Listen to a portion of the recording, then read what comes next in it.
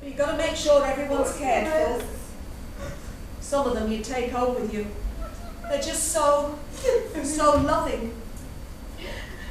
We're in this world to serve, aren't we? So I guess we must just be people who need to feel needed. But you've got to be easygoing in this job.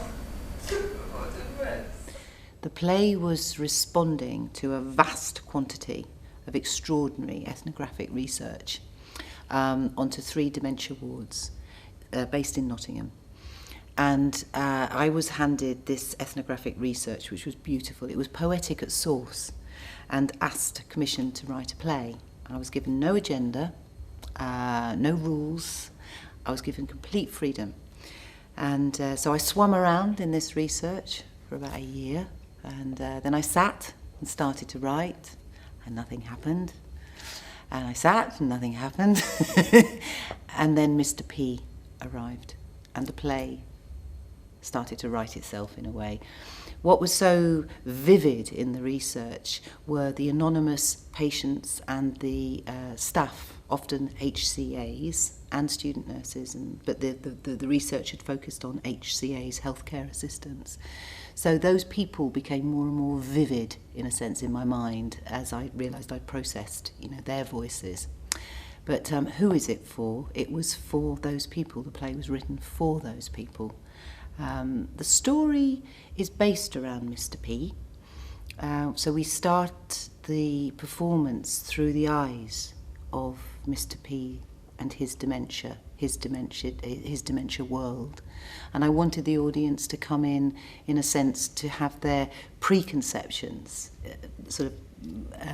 I suppose, challenged in some way.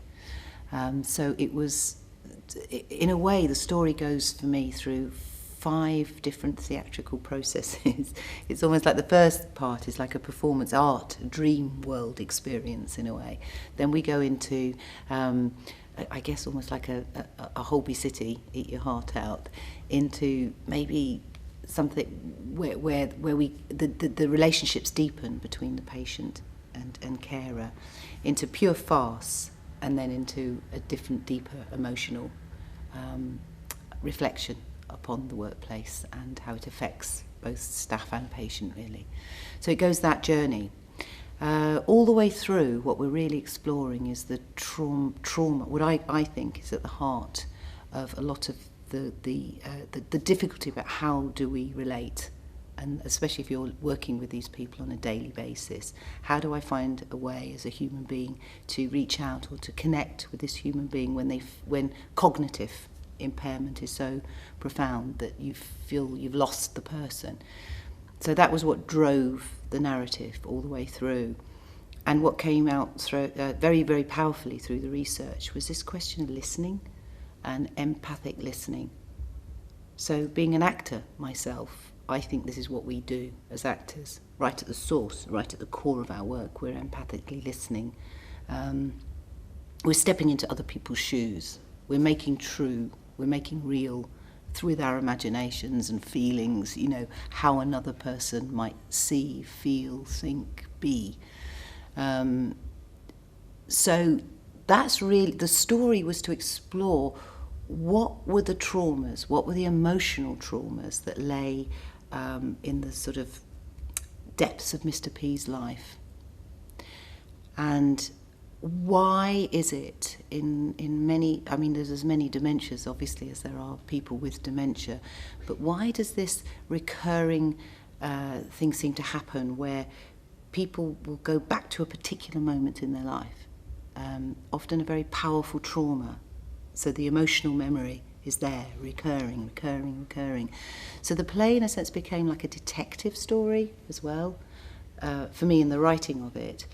The relationship between the young, new worker, who's called Youth, she arrives and she is seeking, in a sense, to connect, to find a connection with Mr. P. And you realise that what she's doing is she's starting to see things, see patterns, hear things, observe things. And then right at the end of the play, she does something. She takes action, reaches out. She doesn't know why she's doing it. There's no easy answers in the play. We're not saying, oh, if you do this, you know, suddenly somebody's cured or it works. But what she does is she takes action based on intuitive listening. And just for a moment, at the end of the play, you see somehow those two worlds for a fraction. One of the carers at the workshops had said, we said, why do you do what you do? You know, where's the joy, where's the pleasure in the work? Where do you find your satisfaction? And she said, it's a smile. You know, you can work all day and have this barrage of emotional pressure and, you know, your senses being assaulted in every way. And then you'll reach out and you'll just get one smile from somebody. And she says, that's it. That's why we do it.